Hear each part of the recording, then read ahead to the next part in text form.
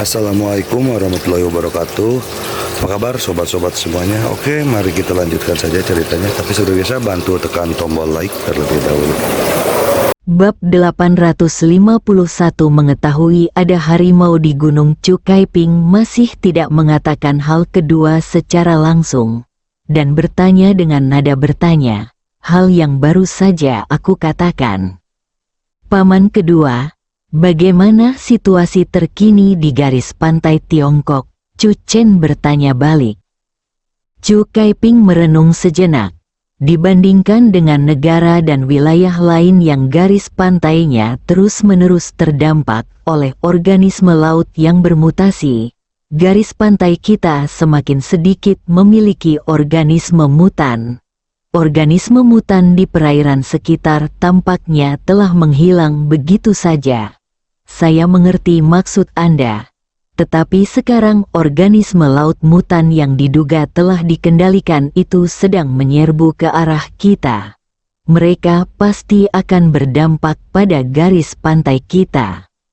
Jangan lupa, Saudara Feng masih di laut, Chu Chen berkata.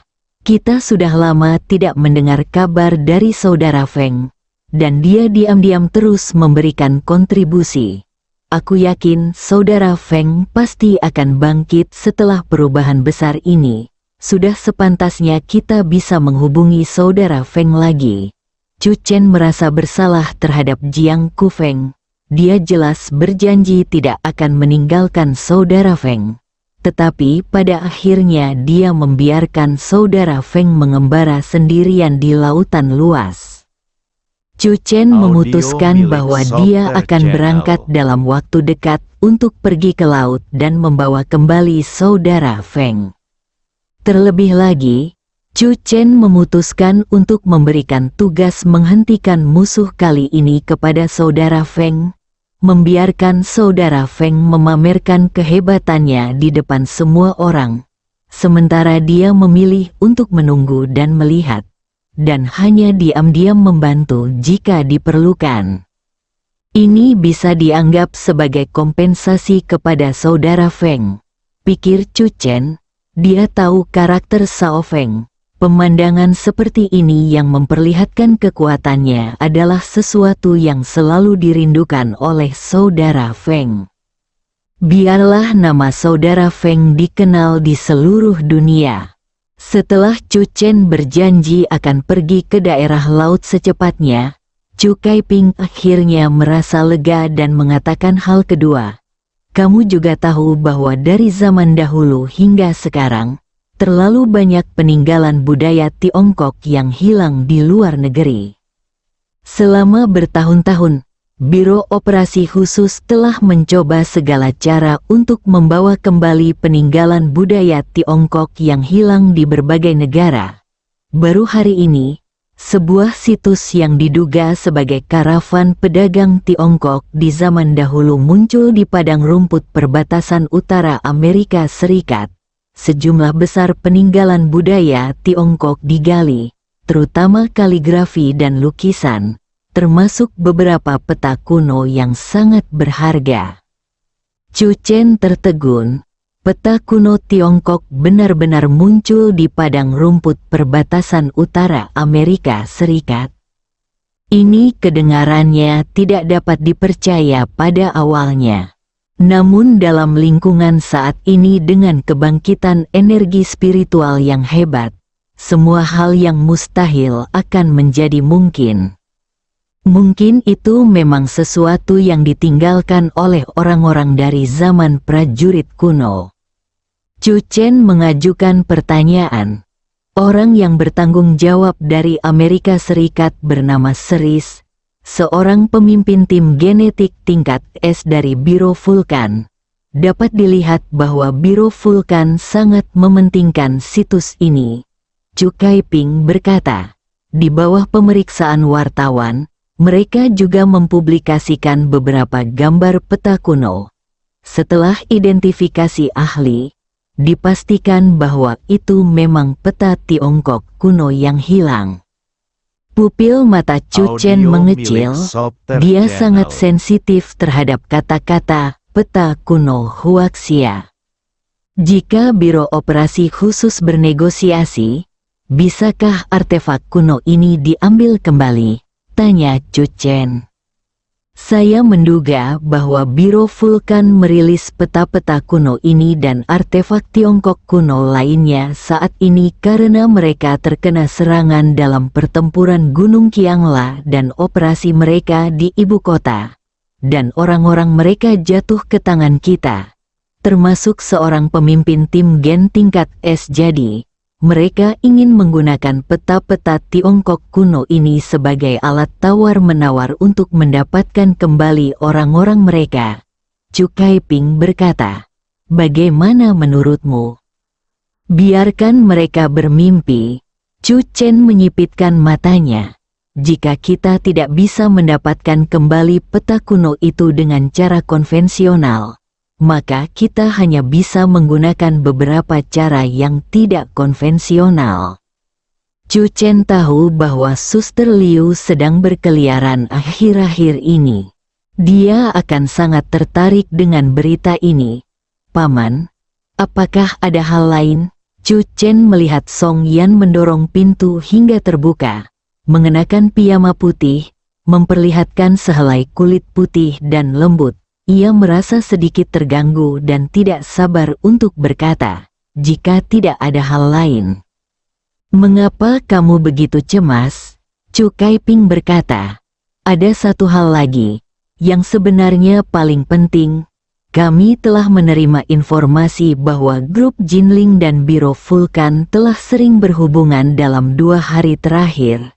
Dari sistem informasi kami yang menyusup ke urusan internal grup Jinling, kami mengetahui bahwa grup Jinling akan bekerja sama dengan Biro Vulkan untuk menciptakan prajurit genetik tingkat SS. Saya merasa bahwa penciptaan prajurit genetik tingkat SS ditujukan kepadamu. Chu Chen tersenyum. Oh, begitu, Chu Kaiping. Bisakah Anda merasakan adanya krisis? Chu Kaiping awalnya berpikir bahwa setelah dia mengatakan ini, bahkan jika Chu Chen tidak menunjukkan kekhawatiran, dia akan yakin bahwa pihak lain tidak akan dapat memperoleh hasil apapun. Namun, Chu Chen hanya memberikan jawaban yang hambar. Chen, seseorang harus selalu siap menghadapi bahaya di masa damai. Di rumah keluarga Chu Kaiping tercengang. Terpaku, orang itu benar-benar menutup teleponnya. Beberapa garis muncul di dahi Chu Kaiping. Villa sarang. Chu Chen melirik layar hitam ponselnya dan bergumam pada dirinya sendiri. Apa yang sebenarnya ingin dikatakan paman kedua? Dia hanya mendengar 2 kata, Chen, sebelum teleponnya mati secara otomatis. Seharusnya ini adalah malam yang baik. Chu Chen mengisi daya ponselnya, lalu berbalik dan menerkam domba kecil yang lembut di tempat tidur empuk bagaikan harimau lapar. Erangan lembut memecah malam. Keesokan harinya, Song Yan meninggalkan rumah pagi-pagi sekali dan pergi ke perusahaan. Meskipun Chu Chen mengatakan bahwa Xia Bei adalah anjing lajang, popularitas pil detoksifikasi Bei Chen semakin tinggi dan pesanan pun berdatangan. Song Yan tidak merasa nyaman membiarkan Xia Bei menangani semuanya sendirian. Jadi dia tinggal di kantor pusat Bei Chen di Changcheng untuk berbagi tekanan dari ibu kota. Chu Chen biasanya bangun pagi dan berjalan-jalan di sepanjang tepi Danau Song untuk berlatih bela diri. Setelah berlatih, Chu Chen mengeluarkan anggur merah pemurnian jiwa dan meminum segelas di paviliun di tepi danau. Kemudian, ia mengeluarkan lempengan batu dewa merah dan jiwanya meresap ke dalam lempengan batu dewa merah. Dalam beberapa hari terakhir, Chu Chen telah berusaha berkomunikasi antara jiwanya dan batu tulis Dewa Merah setiap hari. Namun, setiap kali ia hanya mampu menahan hantaman 8 petir. Saat petir ke-9 datang, jiwanya hancur. Chu Chen tidak terburu-buru. Dua lempengan batu tersebut menjadi pelajaran wajib bagi Chu Chen untuk pengembangan jiwa primordialnya sehari-hari. Ketika jiwanya runtuh lagi, Chu Chen mengembalikan batu tulis ilahi merah ke Chang Tian Bei. Mengingat apa yang dikatakan paman keduanya tadi malam, Chu Chen segera menghubungi Liu Ruyan. Panggilannya masih tersambung, "Tuan Chu, bukankah seharusnya kita berada di laut sekarang?" Suara Liu Ruyan. Chu Chen tersenyum dan berkata, "Jika aku tidak salah, Saudari Liu seharusnya berada di padang rumput utara sekarang." Siapa yang membuatku begitu tertarik pada peta kuno Tiongkok? Liu Ruyan mendesah. Meskipun aku tahu itu jebakan, aku harus jatuh ke dalamnya. Senyum Chu Chen memudar. Perangkap apa? Liu Ruyan sedang duduk di padang rumput. Rambutnya berkibar tertiup angin. Ia tersenyum dan berkata, "Mungkin apa yang kulakukan beberapa hari terakhir membuat mereka marah. Jadi mereka melemparkan umpan dan memasang perangkap, menungguku datang." Ekspresi wajah Chu Chen menjadi serius. Ketika mendengar berita tadi malam, Chu Kaiping menganalisis bahwa itu adalah langkah Biro Vulkan untuk menargetkan Biro Operasi Khusus, dan dia bahkan tidak menyangka bahwa Biro Vulkan sedang memasang jebakan untuk menangkap pencuri hebat Huoyan. "Saudari Liu, apakah kau sudah menginjak garis pertahanan?" tanya Chu Chen. Meskipun Biro Dewa Api bermaksud untuk memasang jebakan, mereka mungkin tidak dapat menghadapi Saudari Liu. "Kalau tidak, bagaimana aku bisa tahu ini jebakan?" Liu Ruyan berkata, "Untuk membuat jebakan ini nyata, Biro Vulkan memang menemukan banyak hal bagus. Tunggu kabar baikku. Tahu ada harimau di gunung, saya tetap pergi ke sana." Liu Ruyan memiliki keyakinan ini. Bab 852 semuanya berjalan baik. Tanpa menunggu Chu Chen mengatakan apapun lagi, Liu Ruyan menutup telepon. Chu Chen mendongak dan melihat Danau Song berkilauan di bawah sinar matahari pagi. Sekarang seharusnya sudah hampir gelap di padang rumput utara Amerika Serikat di belahan bumi lain. Ketika malam tiba, saatnya bagi pencuri ulung Fire Swallow untuk beraksi. Semuanya berjalan dengan baik. Chu Chen menarik napas dalam-dalam dan memanggil Chu Kaiping kembali. "Paman kedua, bisakah kamu mengatur beberapa orang untuk membuat keributan di pinggiran padang rumput utara?" Chu Chen langsung ke intinya. Chu Kaiping sedang mendiskusikan sesuatu dengan kepala Luo. Ketika mendengar kata-kata Chu Chen, Chu Kaiping tampaknya menyadari sesuatu dan berdiri. Seseorang akan menyerang reruntuhan padang rumput utara. Siapa itu? Siapa lagi di dunia ini yang secara khusus tertarik pada lukisan Tiongkok kuno dan memiliki kemampuan untuk mengambil tindakan di bawah hidung Biro Vulkan? Chu Chen bertanya sambil tersenyum. Sebuah nama tiba-tiba terlintas di benak Chu Kaiping. Si pencuri gagah berani, Fire Swallow. Gelar yang diberikan kepada Huoyan oleh orang Tiongkok adalah pencuri yang sopan. Kali ini, akankah pencuri kesatria Fire Swallow beraksi lagi? Dasar bocah, kau benar-benar punya hubungan dengan pencuri yang gagah berani, Fire Swallow. Chu Kaiping tersenyum heran. Kapan kau bisa mengenalkannya padaku? Aku ingin merekrut pahlawan seperti itu ke Biro Operasi Khusus, Istana Skynet, dan memberinya gelar. Judul, Memancing Burung Walet. Chu Chen bergumam. Gelarnya sebagai nelayan di Istana Skynet akan mengikutinya sepanjang hidupnya. dan dia memiliki banyak alasan untuk percaya bahwa paman keduanya akan terus menggunakan gelarnya sebagai nelayan. Chu Chen menjawab dengan acuh tak acuh, akan ada kesempatan. Pencuri yang gagah berani, Fire Swallow, sedang bersiap untuk beraksi di padang rumput utara. Chu Kaiping sangat gembira. Jangan khawatir, aku akan membuat pengaturan yang tepat dan pasti akan menciptakan kesempatan terbaik bagi pencuri yang sopan, Huoyan, untuk menyerang. Dengan jaminan Chu Kaiping, Chu Chen merasa lega. Chu Chen, apakah kamu sudah berangkat ke pantai? Suara kepala Luo datang dari samping. Chu Chen segera menegakkan punggungnya. Jangan khawatir, ketua tua, aku akan segera berangkat. Setelah menutup telepon, Chu Chen bergegas keluar. Dia berencana untuk berangkat dari dermaga Pengceng, masuk ke dalam laut, dan kemudian merespons sesuai rencana. Menurut rencana yang diberikan oleh Chu Chen, Chu Kaiping juga mengatur perahu di dermaga di Pengceng dan menunggu kedatangan Chu Chen. Ombak bergulung-gulung, dan tiba-tiba ombak menggulung sesosok mayat besar, darah pun bercucuran, kemudian beberapa kali ombak berlalu, mayat besar itu pun lenyap tanpa jejak.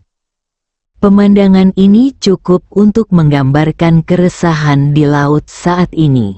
Energi spiritual telah pulih, dan di daratan terdapat penegak hukum dari setiap negara dan wilayah untuk menjaga ketertiban, tetapi di lautan itu adalah dunia murni yang hanya ada satu yang bisa bertahan hidup. Selain itu, wilayah lautan jauh lebih besar daripada daratan, dan laut dalam penuh dengan hal-hal yang tidak diketahui, menyebabkan seluruh wilayah lautan dipenuhi dengan berbagai krisis. Beberapa kapal pesiar akan diserang, beberapa akan lolos dari bahaya, dan beberapa akan tenggelam dan menghilang. Para mantan penguasa lautan tiba-tiba diserang dan digigit oleh sekelompok orang. Ada populasi biologi laut yang bermutasi dan mendominasi wilayah tersebut. Pada kurun waktu tersebut, bahkan beberapa pasukan prajurit maritim yang awalnya beraktivitas di pulau-pulau besar pun tidak berani melaut dengan mudah. Perhatian dunia terpusat pada laut karena latihan militer Angkatan Laut AS. Setelah sehari fermentasi, topik ini menjadi semakin populer. Secara khusus, kegelisahan organisme laut mutan telah menarik semakin banyak perhatian. Kelompok makhluk laut yang bermutasi ketakutan dengan latihan militer dan melarikan diri dengan panik, yang membawa serta sejumlah besar makhluk laut yang bermutasi di sepanjang jalan, itu seperti bola salju, dan jumlahnya meningkat. Jika ini terus berlanjut, wilayah yang ditumbuhi kehidupan laut yang bermutasi tidak terbayangkan lagi. Ini akan membentuk gelombang pasang binatang laut. Saya tidak tahu dari mana konsep pasang surut binatang laut dimulai, tetapi tak lama kemudian, 4 kata pasang surut binatang laut melanda platform sosial utama di seluruh dunia. Dan semakin banyak orang yang memperhatikan perkembangan pasang surut binatang laut. Semua media besar mulai menyiarkan pasang surutnya binatang laut secara langsung. Namun, karena drone akan diserang oleh makhluk laut jika merekam dari jarak dekat, banyak drone yang hanya dapat merekam dari jarak jauh. Ditambah dengan gelombang yang bergulung-gulung dan kabut air yang berputar-putar, sebagian besar rekaman video hanya dapat menunjukkan garis-garis yang kabur dan suara-suara kasar sesekali. Meski begitu, pemandangan megah itu cukup menggemparkan manusia, terutama suara gemuruh yang sesekali terdengar, membuat jiwa bergetar. Gelombang binatang buas itu tumbuh semakin besar dan besar. Semua negara dan kawasan besar yang memiliki garis pantai khawatir jika gelombang besar binatang laut ini tiba-tiba menyerang garis pantai mereka. Kota-kota pesisir mereka kemungkinan besar akan mendapat tekanan luar biasa. Ada orang yang mengamati perkembangan pasang surut hewan laut setiap saat.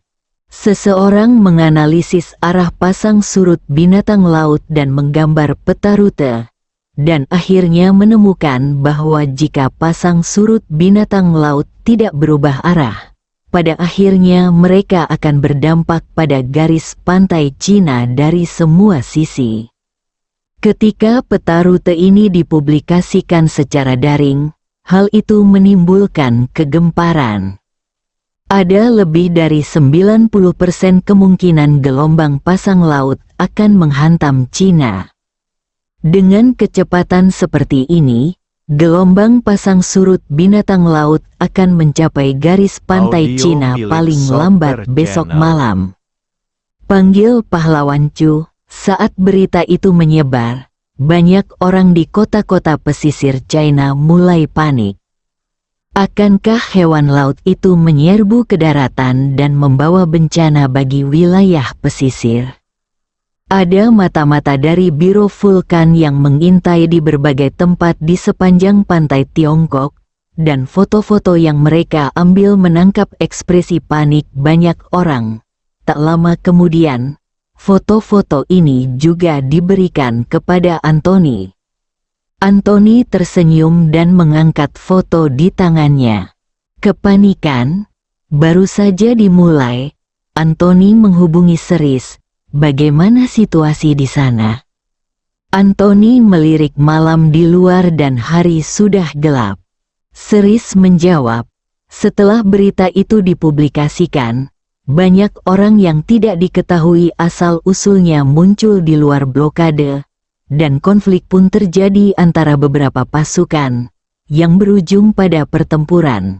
Namun, situasinya masih dalam kendali saya. Hati-hati, waspada, dan tetap waspada. Si pencuri hebat Fire Swallow mampu menjelajahi dunia dan dia pasti tidak akan mudah dihadapi. Anthony memperingatkan. Anthony kemudian bertanya tentang situasi Wiggins. Semoga sukses. Bahkan ada berita yang lebih baik datang dari pulau tanpa nama. Telah terjadi terobosan dalam kerja sama antara Biro Vulkan dan grup Jinling. Jika tidak ada hal yang tidak terduga terjadi, seorang pejuang genetik tingkat SS akan lahir dalam waktu 10 hari. Hebat sekali, Anthony gembira dan tampak gembira. Ketiga rencana tersebut berjalan lancar dari awal hingga sekarang. Tanpa menemui kendala apapun, Anthony tidak sabar untuk melihat gelombang monster laut menyerang garis pantai Cina. Tidak sabar menunggu berita penangkapan pencuri hebat Fire Swallow diumumkan ke publik, dan tidak sabar menunggu para prajurit genetik tingkat SS menggemparkan dunia. Bersambung.